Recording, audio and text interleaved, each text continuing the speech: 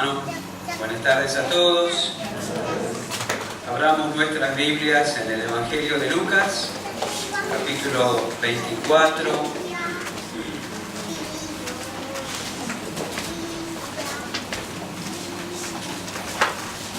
Si quedan lugares allí, los que están parados pueden ir quitándose, porque algunas madres van a la sala cuna con sus chicos, ocupando lugares y Lucas capítulo 24, vamos a leer desde el versículo 13 al versículo 35 y voy a invitarles a ponerse de pie para la lectura.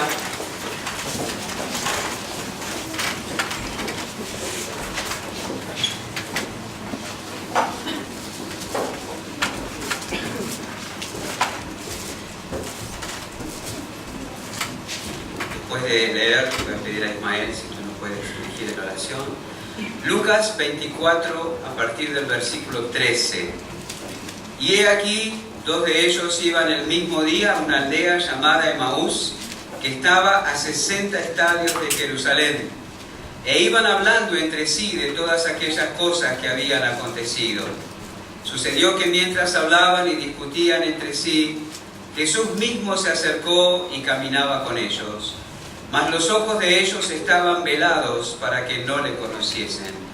Y les dijo: ¿qué pláticas son estas que tenéis entre vosotros mientras camináis? ¿Y por qué estáis tristes?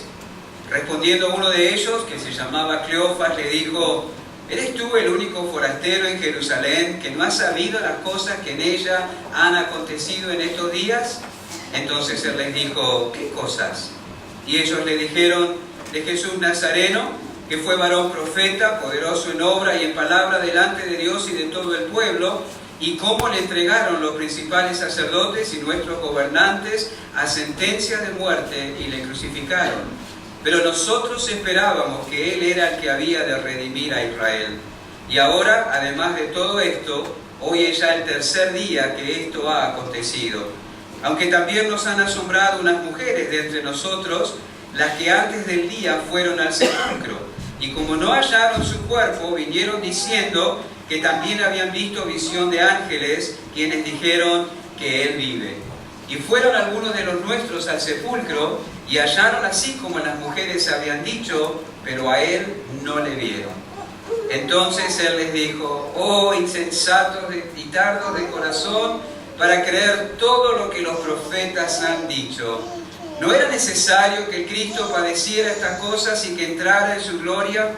Y comenzando desde Moisés y siguiendo por todos los profetas, les declaraba en todas las Escrituras lo que de él decían. Llegaron a la aldea donde iban, y él hizo como que iba más lejos.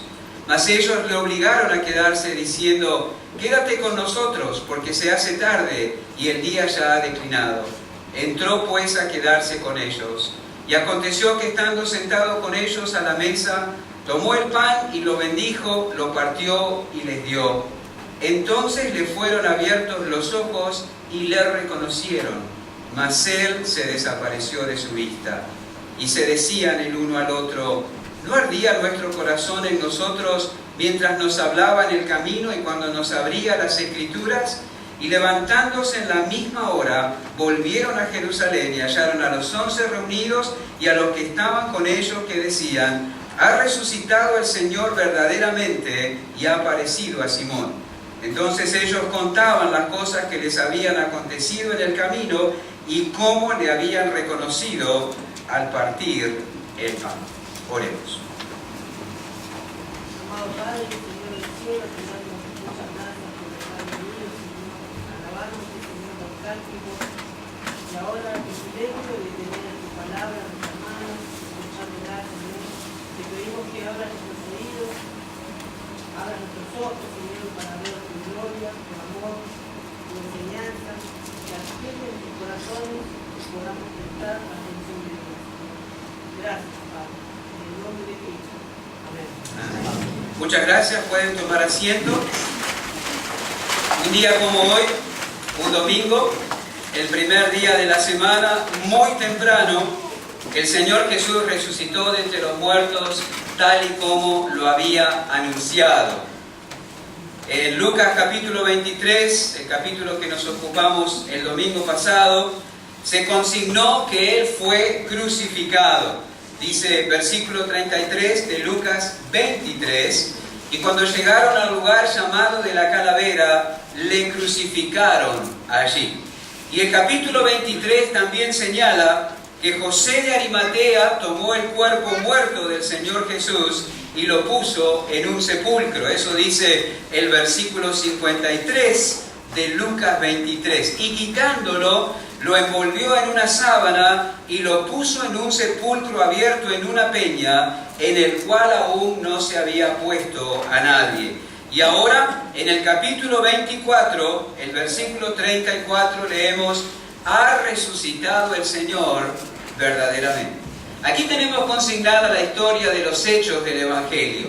¿Qué es el Evangelio? 1 Corintios 15 dice que Cristo Jesús fue crucificado, murió por nuestros pecados conforme a las Escrituras, que fue sepultado y que resucitó al tercer día conforme a las Escrituras. Él fue crucificado, su cuerpo fue colocado en el sepulcro y el primer día de la semana, muy temprano en el día, Él resucitó. Esto fue un día majestuoso, más majestuoso que la liberación del pueblo de Israel de la esclavitud de Egipto, que se celebra con la Pascua. Este día fue majestuoso porque la muerte fue derrotada al haber sido quitado el pecado, y el diablo ya no podía usar el temor a la muerte para esclavizar al hombre. Un día majestuoso, un día glorioso. Pero los discípulos de Cristo no esperaban ese evento.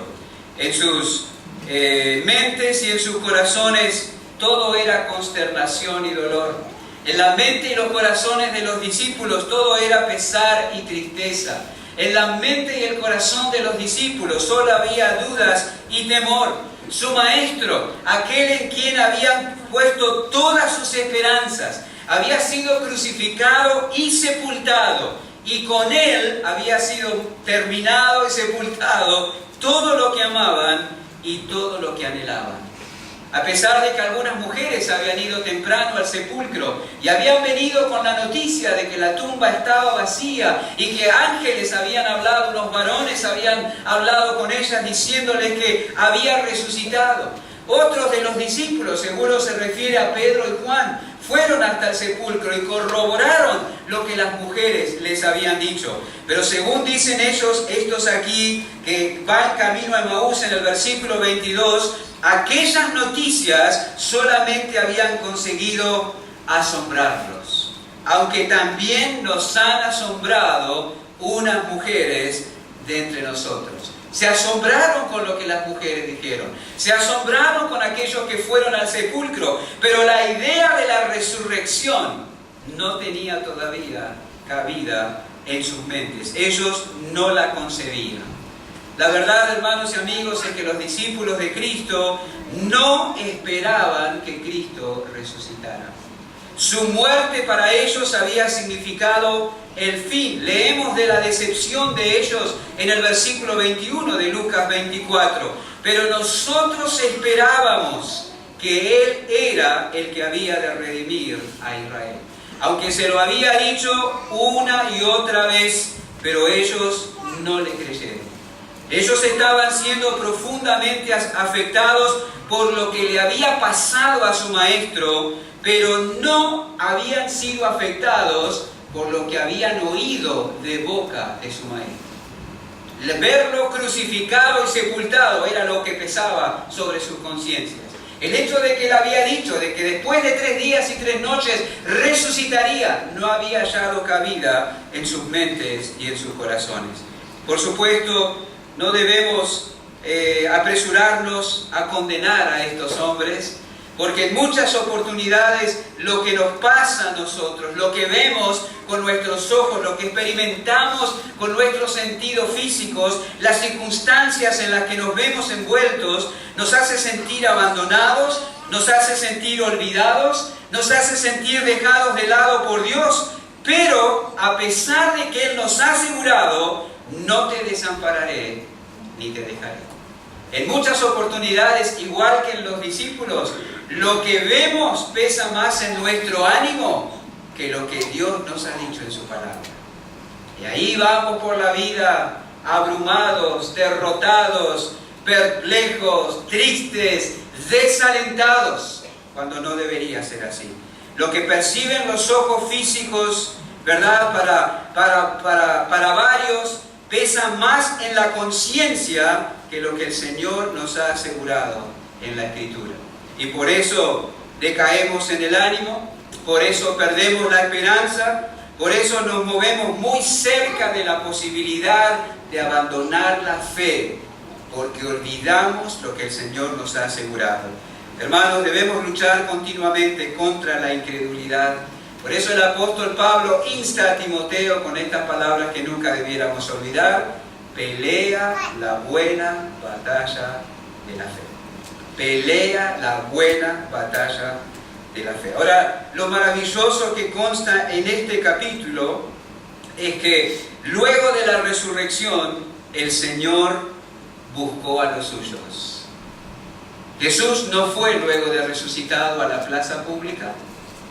Jesús no fue luego de resucitado al templo para mostrarse a todos. Aquellos que habían actuado contra Él, le habían acusado falsamente, lo habían enjuiciado de una forma viciosa. No fue para mostrarse a aquellos que habían reclamado su crucifixión sin ningún fundamento válido ni lícito. Él no hizo eso. Él buscó cariñosamente a los suyos para sacarlos del abatimiento, para sacarlos del desaliento, para sacarlos de la desesperanza y manifestarse como el Mesías en quien se cumplían las Escrituras. Él era quien les había dicho. Él era o hace lo que había asegurado. Él era quien las Escrituras habían profetizado. Él era verdaderamente el Hijo de Dios y ellos debían ser restaurados a la fe. Y en ese párrafo de Lucas capítulo 24 vemos al Señor en una de las 11 apariciones posteriores a su resurrección. Aquí en Lucas 24 Él busca a 2 de sus discípulos para sacarlos del abatimiento y el pesar y encender sus corazones. Nos debe alentar lo que vemos aquí, porque el Señor no los descartó. No los descartó. Él no dijo: yo les dije y no creyeron, allá ellos. Y se lo dije varias veces, no voy a volver a insistir con ellos. No, Él los buscó y los ministró eficazmente. Así hace con nosotros el Señor. Cuando el abatimiento, el desánimo, el desaliento, la desesperanza comienzan a tomar control de nuestras mentes y nuestros corazones, Él va detrás nuestro para atraernos y restaurarnos a la fe y a la confianza.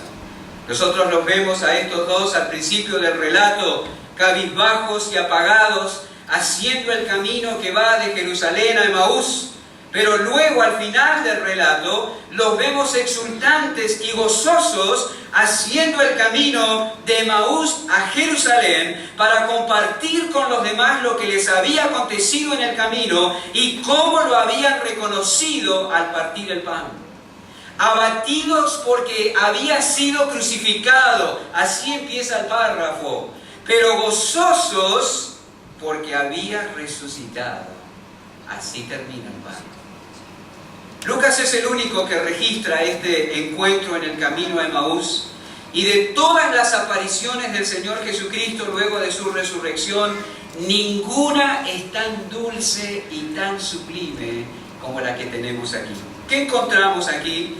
¿Qué se nos relata? Tomando como base las palabras de los protagonistas en el versículo 35, dice: entonces ellos contaban primero las cosas que les habían acontecido en el camino y segundo, cómo le habían reconocido al partir el pan. Y vamos a tomar nota de esas dos cosas que ellos mismos señalan. En primer lugar, tomemos nota de las cosas que les habían acontecido en el camino. las cosas que les habían acontecido en el camino. Dice el versículo 13, he aquí 2 de ellos iban el mismo día, o sea, el día que Jesús resucitó, a una aldea llamada Emaús, que estaba a 60 estadios de Jerusalén, eso será aproximadamente unos 10 kilómetros, e iban hablando entre sí de todas aquellas cosas que habían acontecido. La escena que se nos pinta aquí es la de 2 de los discípulos de Cristo, no de los 11, del círculo más externo de los que seguían al Señor Jesús, que iban de camino a Emaús. También sabemos que iban conversando entre sí, comentando los últimos acontecimientos relacionados con el Maestro. Dice, iban hablando entre sí de todas aquellas cosas que habían acontecido. No hay duda que el semblante de ellos y que el tono de la voz de ellos denunciaba la tristeza que había en sus corazones. Porque cuando Cristo se acercó, le pregunta en el versículo 17, ¿qué pláticas son estas que tenéis entre vosotros mientras camináis?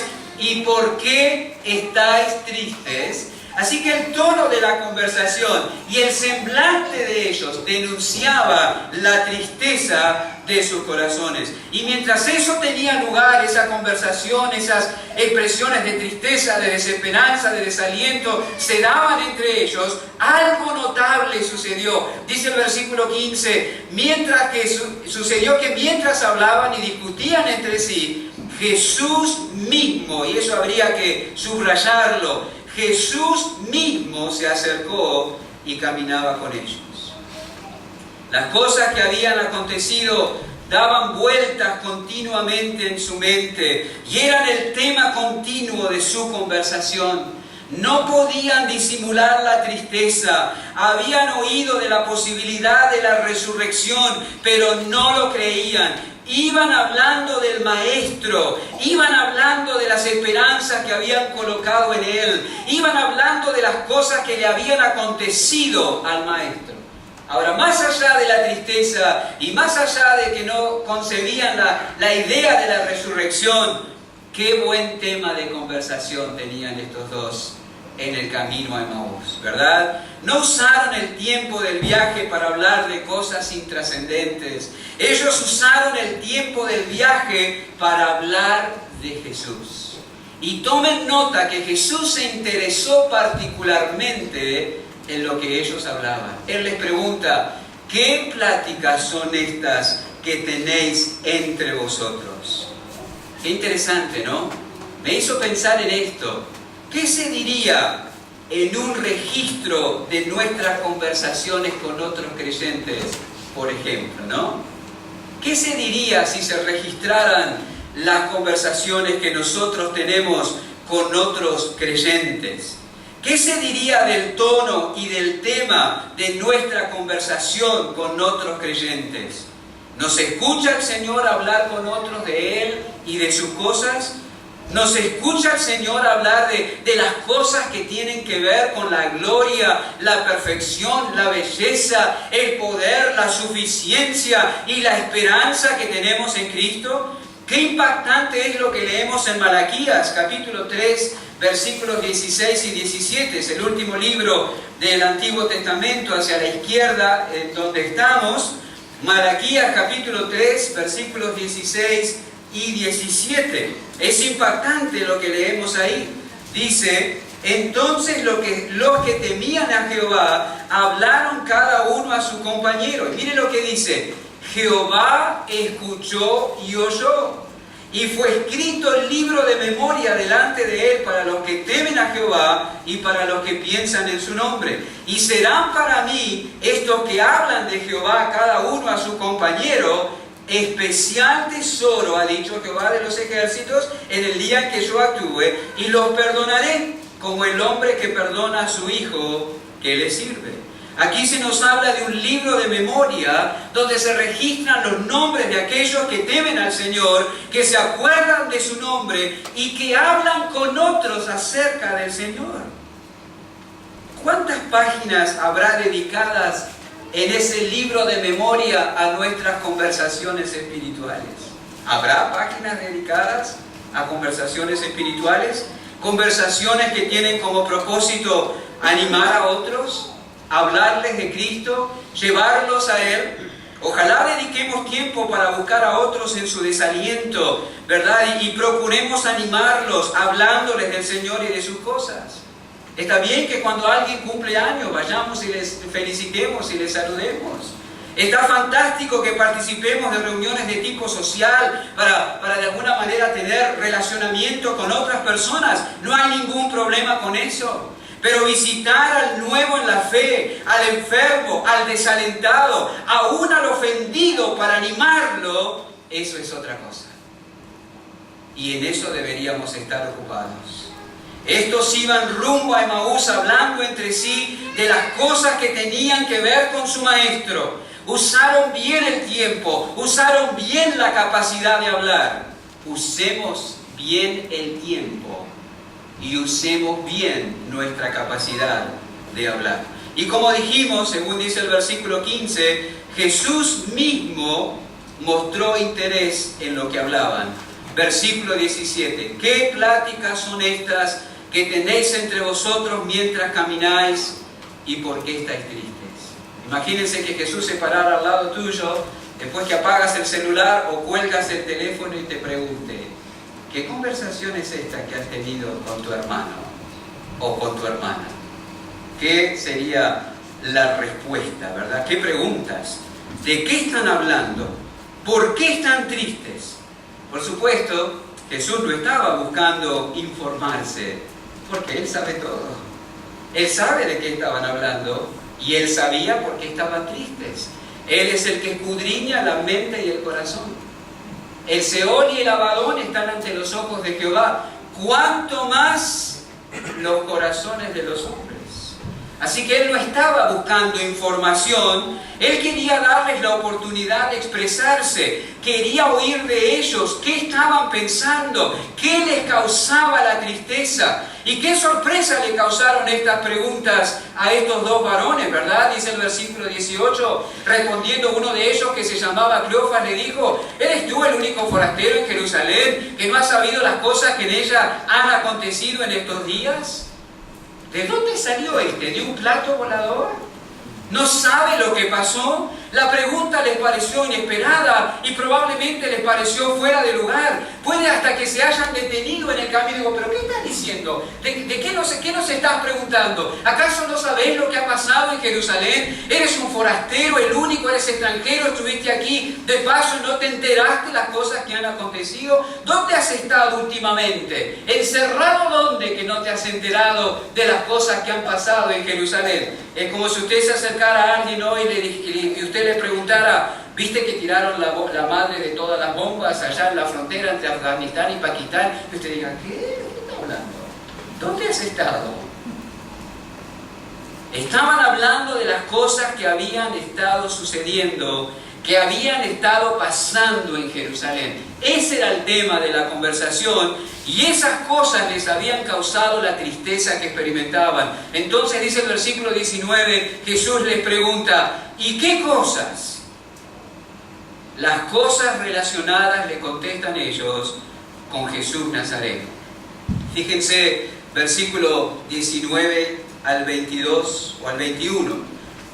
Ellos le dijeron de Jesús Nazareno, que fue varón profeta, poderoso en obra y en palabra delante de Dios y de todo el pueblo, y cómo le entregaron los principales sacerdotes y nuestros gobernantes a sentencia de muerte y le crucificaron, pero nosotros esperábamos que Él era el que había de redimir a Israel. Y ahora, además de todo esto, hoy es ya el tercer día que esto ha acontecido. Tres cosas dijeron ellos acerca de Cristo. Primero, este hombre era un hombre fuera de lo común.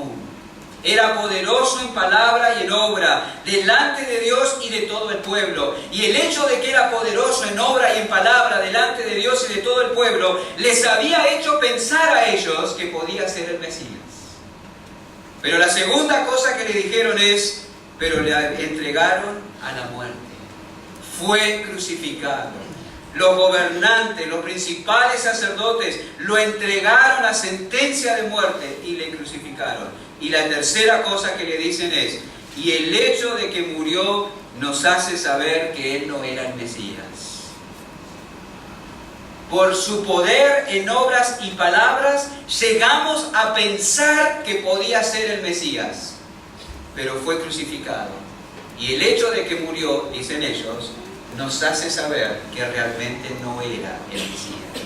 Nosotros esperábamos que Él era el que había de redimir a Israel, pero el hecho de que murió nos hace saber que estábamos equivocados. Qué tristes suenan las palabras, pero nosotros. Sus mentes, o sus obras, mejor dicho, y sus enseñanzas de Cristo les hizo pensar que podría ser el Mesías, pero su muerte, según ellos, les hizo saber que no lo era. De eso hablaban, y eso era lo que les causaba tanta tristeza. Hermanos, aquí tenemos algo así como una sesión de consejería bíblica de parte de Cristo con sus discípulos. Ya tenemos planteado el problema, ahora vamos a oír de la causa de ese problema. Estaban tristes porque habían sido decepcionados con lo que había pasado con aquel que ellos pensaron que podía ser el Mesías. Ese era el problema. ¿Y por qué se sintieron decepcionados tocante a Cristo cuando habían visto que era poderoso en obra y en palabra, cuando le crucificaron y eso les llevó a pensar que no era el Mesías que ellos esperaban? ¿Por qué se decepcionaron con Él? Esas palabras de ellos provocaron un profundo lamento de parte de Jesús en el versículo 25. Entonces Él les dijo: oh insensatos y tardos de corazón para creer todo lo que los profetas han dicho. ¿No era necesario que Cristo padeciera estas cosas y que entrara en su gloria? Y comenzando desde Moisés y siguiendo por todos los profetas, les declaraba en todas las Escrituras lo que de Él decía. Ese era el problema. Se decepcionaron porque ellos esperaban que Jesús fuera el Mesías, pero como murió lo descartaron y eso los llenó de tristeza. ¿Cuál era la causa de la decepción? ¿Sabe que la palabra clave para entender por qué se decepcionaron de Cristo está en el versículo 25 y es la palabra todo? Oh insensatos y tardos de corazón para creer todo lo que los profetas han dicho. Ahí estaba la causa de la decepción de ellos. La palabra clave en esta respuesta de Cristo era la palabra todo. Ellos no creyeron todo lo que los profetas habían anunciado.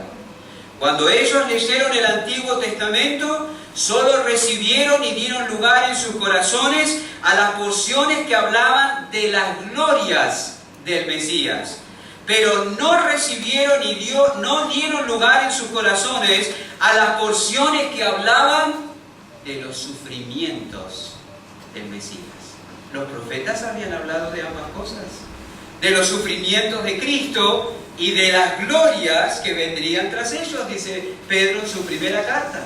Pero ellos no creyeron todo. Ellos creyeron solo las porciones que hablaban de las glorias, pero no creyeron, no le dieron lugar en sus corazones a lo que hablaba del sufrimiento. Algunos eruditos bíblicos señalan que aún hasta hoy, cuando los judíos leen, por ejemplo, Isaías 52:12 al 53:12, ustedes pueden leerlo en casa, Isaías capítulo 52, versículo 12, hasta el final del capítulo 53, ellos aplican al Mesías las referencias a las glorias del siervo de Jehová y aplican a Israel las referencias a los sufrimientos del siervo de Jehová. Piensa que están hablando de dos cosas distintas Isaías, pero Isaías está hablando del siervo de Jehová, del Mesías que vendría, del Señor Jesucristo, y Él tenía que sufrir antes de entrar en su gloria. Eso era así. Pero ellos no lo vieron y aún no entendieron que las glorias del Mesías seguirían a los sufrimientos del Mesías. Por eso desestimaron la posibilidad de que Jesús fuera el Mesías al verlo morir crucificado.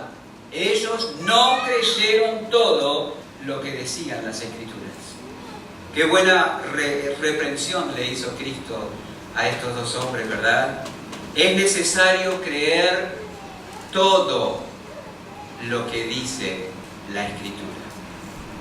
Desde este púlpito se debe predicar todo el consejo de Dios, porque toda la Escritura es inspirada por Dios y toda la Escritura es útil para enseñar, para corregir, para redarguir, para instruir en justicia, a fin de que el hombre de Dios sea perfecto, enteramente preparado para toda buena obra. Déjeme decirle que creer todo lo que dice la Escritura es la clave para una fe sana, es la clave para una fe equilibrada, es la clave para una fe firme y para no sufrir altibajos en el ánimo. Nosotros muchas veces seleccionamos aquellas porciones de la Escritura que nos gustan más, que nos hacen sentir más cómodos, que concuerdan con nuestro pensamiento. Pero nosotros debemos creer todo lo que dice la Escritura. Es maravilloso lo que leemos, por ejemplo, y si me quieren acompañar, si no escuchan la lectura, en la primera carta del apóstol Pedro, capítulo 1,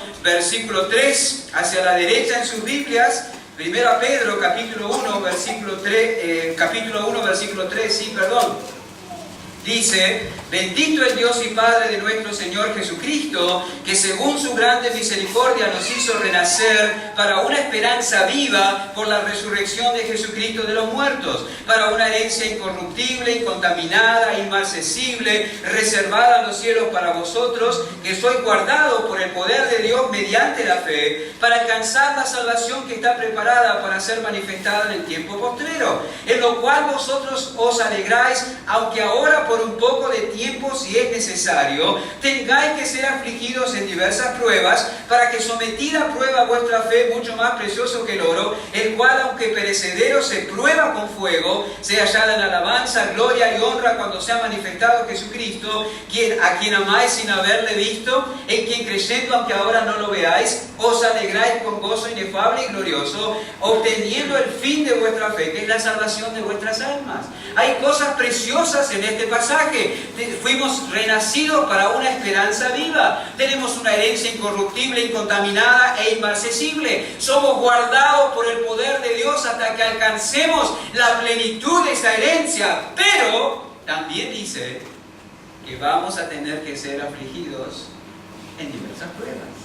Y si usted saca lo que le gusta y enfatiza, o saca lo que no le gusta y enfatiza lo que le gusta, usted no va a creer todo lo que dice la Biblia y no va a tener una fe sana, equilibrada y firme. ¿Por qué se desaniman muchos? Porque no creen todo lo que dice la Escritura. ¿Por qué se desvían muchos? Porque no creen todo lo que dice la Escritura. ¿Por qué fluctúan en el ánimo muchos? Porque no creen todo lo que dice la Escritura. Esa fue la causa del problema. Estos hombres estaban decepcionados y tristes, abatidos y abrumados, desesperanzados y arrastrándose en el polvo de la desgracia, porque no habían creído todo lo que las Escrituras decían tocante al Mesías. Leyeron y no creyeron todo. Y así es. Ahí está la causa de su desaliento. Fíjense que el Señor Jesús abre la Biblia para ellos y les dice, o se señala en el versículo 27, comenzando desde Moisés y siguiendo por, ¿qué dice? Todos los profetas, les declaraba, que dice, en todas las Escrituras lo que de él decía. No en ciertas porciones o libros preferidos, en todas las Escrituras. Yo tengo una Biblia que se llama de promesas y está enfatizada las promesas. Es lindo, ¿no? Buscar las promesas, sí. Pero hay que leer toda la Escritura. Y hay que creer toda la Escritura.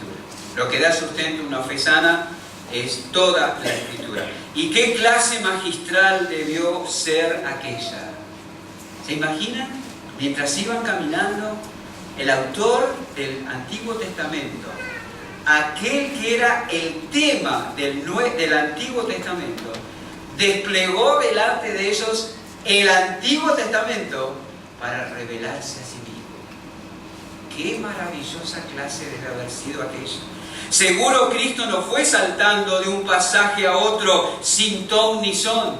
Comenzó desde Moisés, comenzó del Pentateuco, comenzó del principio, dice. Y él fue relacionando y entretejiendo toda porción del Antiguo Testamento hasta presentar delante de ellos el Mesías sufriente y glorioso. Ambos aspectos convergiendo en la misma persona, enseñados por el mismo Cristo acerca de Cristo, revelado en cada libro del Antiguo Testamento.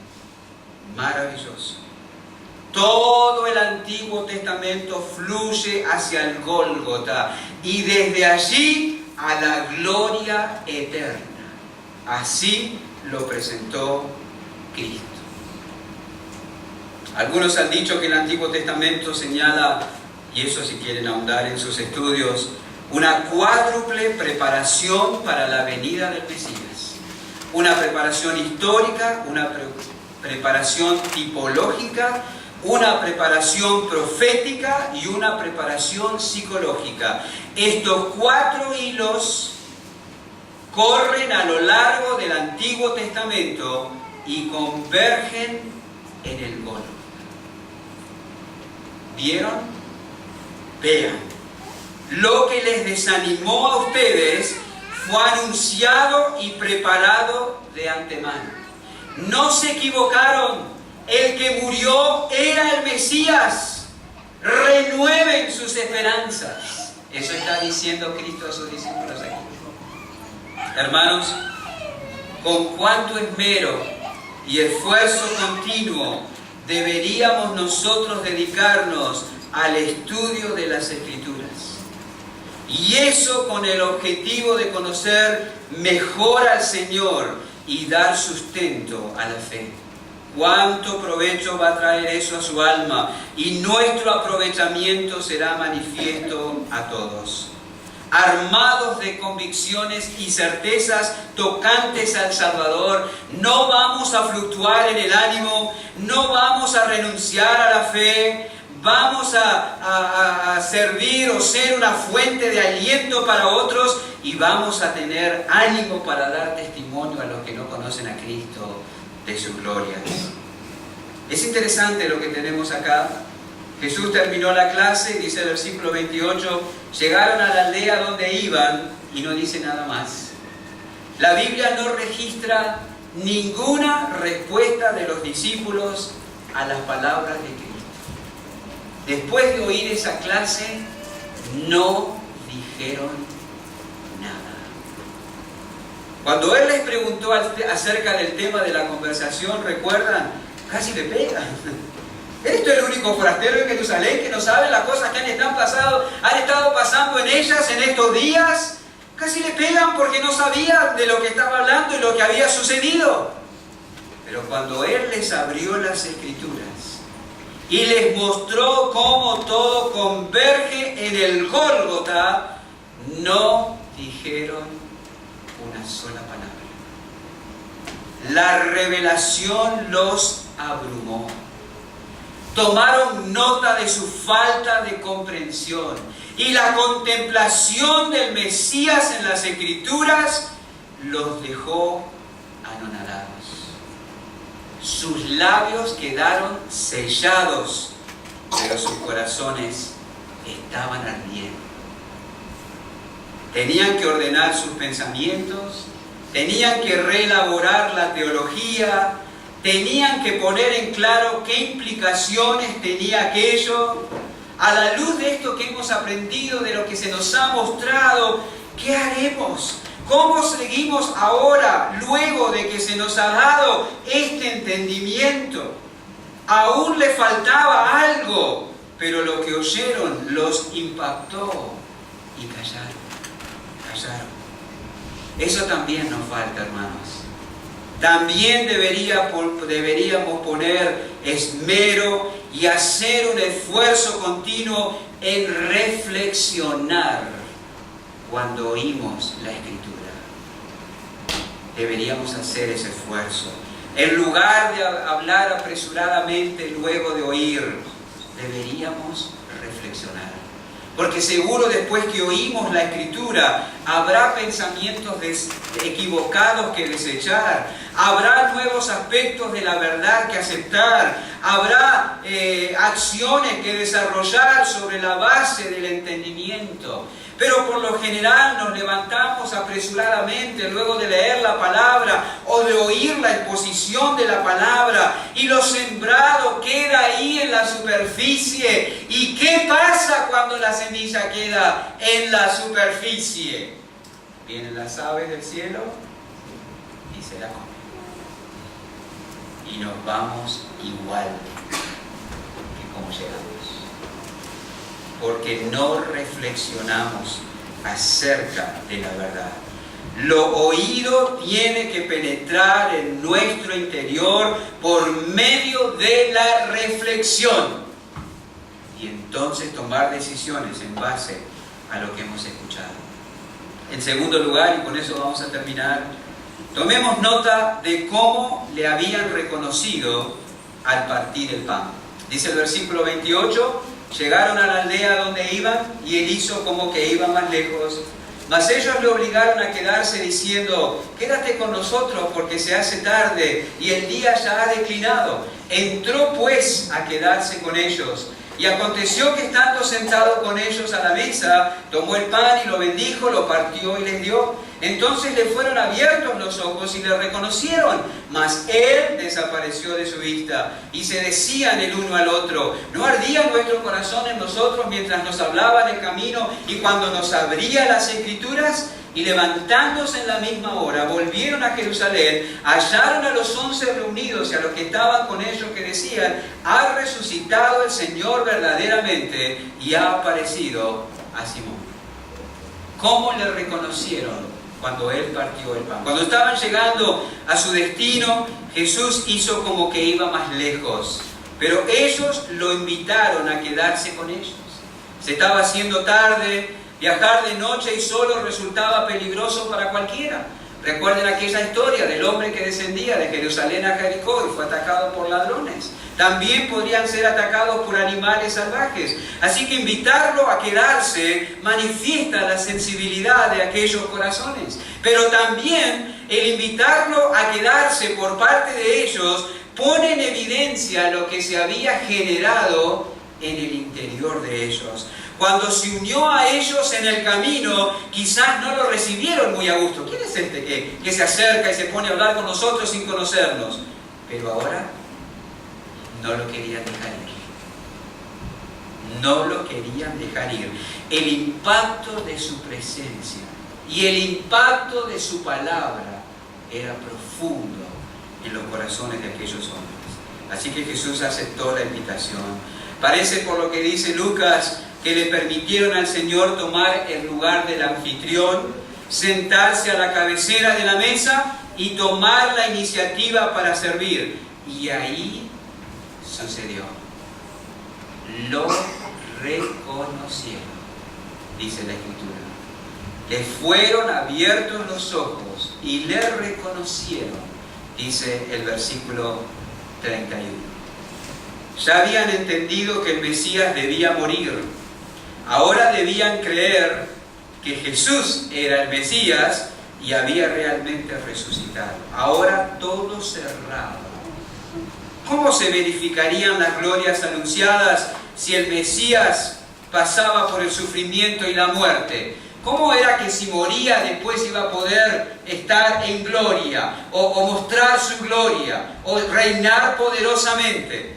Porque resucitaría. Era la parte que no habían entendido. Y ahí estaba, resucitado.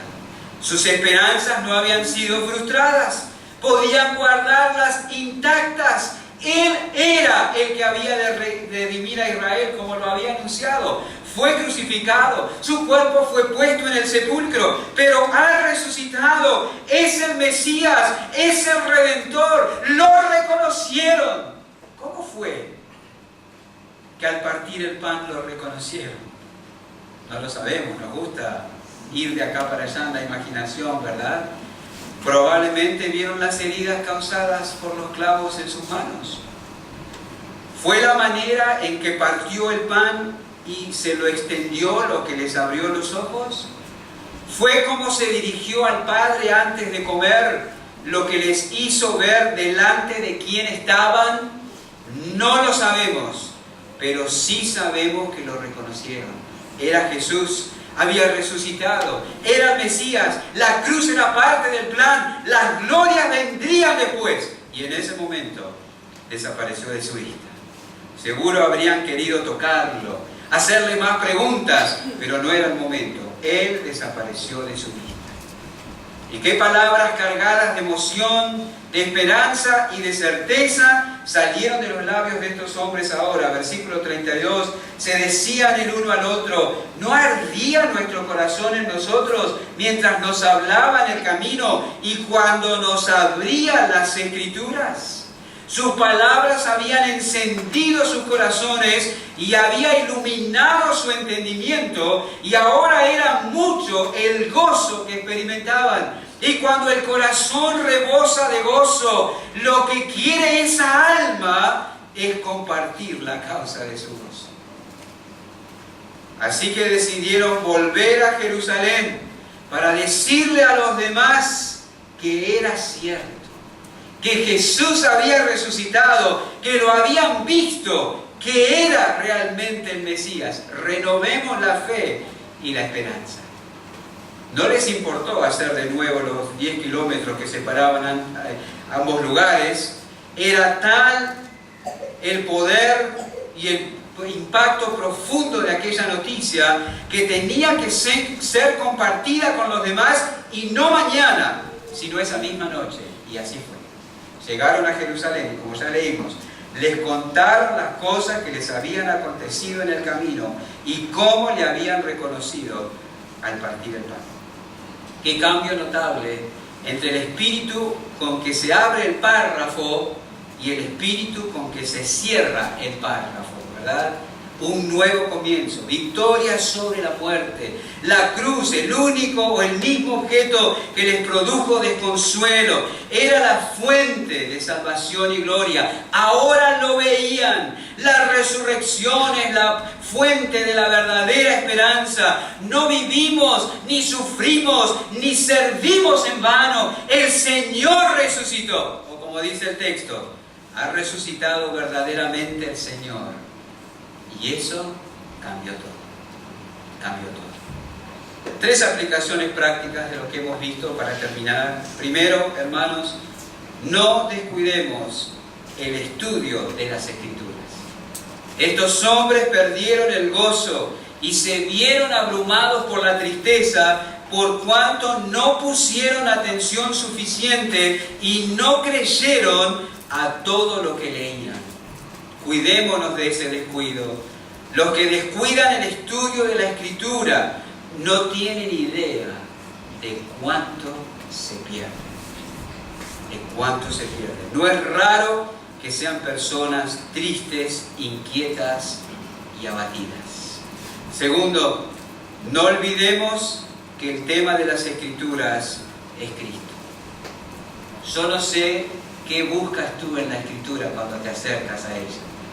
Quizás algo que calme tu corazón, quizás algún argumento para rebatir a otro, quizás algún argumento para defender tus puntos de vista, pero solo cuando tenemos en mente que el tema de la Escritura es Cristo, vamos a obtener entendimiento de la Biblia. No vamos a comprender ni aprovechar de la Biblia hasta que no tengamos en claro que el tema de la Escritura es Cristo. Y tenemos que ir a ella para ver al Salvador, para ver al Hijo de Dios. No vayas a la Escritura solo buscando promesas que te saquen la ansiedad en momento de preocupación. Ve a la Escritura buscando a una persona, al Señor Jesucristo. El Señor Jesucristo, porque Él llenará y vigorizará tu alma. Y tercero, no dejemos de proclamar y alabar al Salvador resucitado. Estos hombres no pudieron quedarse sin hacer nada con lo que habían entendido. Lo tenían que compartir. No escatimaron esfuerzo para hacerlo. Era de noche, estaban cansados, no importaba. Tenían que ir a contar que lo habían visto, que realmente había resucitado. ¿Se imaginan la atmósfera de gozo en aquel lugar? Cuando llegaron a Jerusalén, hallaron a los 11 reunidos, a los que estaban con ellos, todos gozándose y alabando porque el Señor verdaderamente había resucitado. Seguro estaban ahí las mujeres que habían ido a la tumba y la habían encontrado vacía y habían oído a los ángeles. Seguro estaba ahí Pedro, que había entrado y mirado y se había atrevido un poquito más que Juan. Y ahora llegan estos dos y le dicen: le vimos, lo reconocimos, resucitó. Seguro que aquello era una mezcla de alabanzas, aleluyas y hosanas. Su maestro era quien dijo que era. Les merecía toda alabanza y luego saldrían a proclamarlo.